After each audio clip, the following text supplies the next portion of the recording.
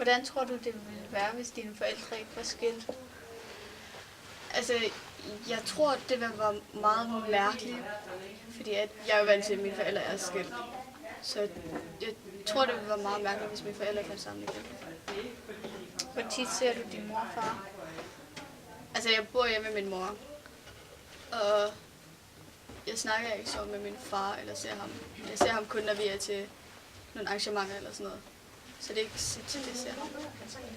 Hvor gammel var du, da dine forældre blev skilt? Jeg var nogle måneder, tror jeg. Jo, jeg var nogle måneder gammel. Tror du, dit liv ville have været anderledes, hvis de ikke var skilt? Mit liv ville være rigtig anderledes. Meget anderledes, hvis de ikke var skilt. Hvordan? Jeg ved ikke, hvad jeg skal svare på det der. Altså, jeg ved ikke, hvordan mit liv det vil forandre sig sådan.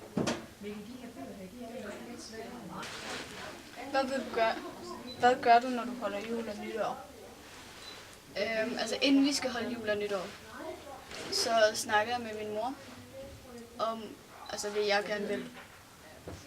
Og så siger jeg, hvor jeg helst vil holde jul eller nytår. Og så snakker vi sådan om, hvad der er bedst og hvad der er nemmest. Hvordan ville du have det, hvis din mor og far fandt en anden, når de er skilt? Altså, min mor og far har jo fundet en anden.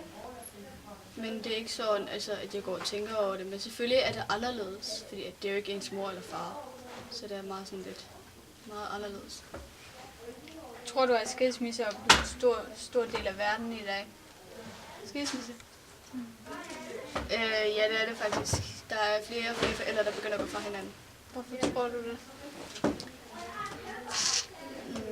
Altså, der er jo nogen, der ikke kan enes. Og så er nogen, der bare hele tiden diskuterer og skændes og sådan noget. Så er det jo bare nemmest bare at gå fra hinanden. Tak for det.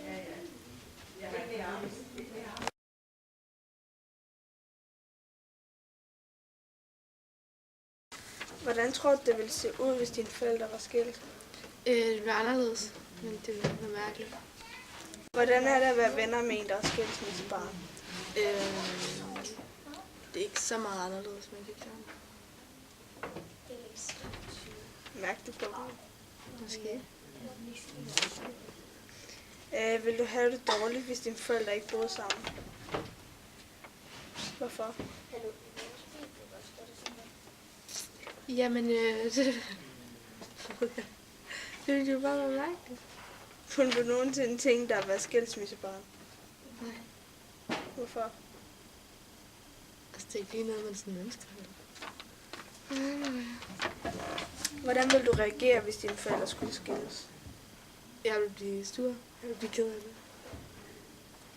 Er du glad for, at dine forældre ikke er skilt? Ja.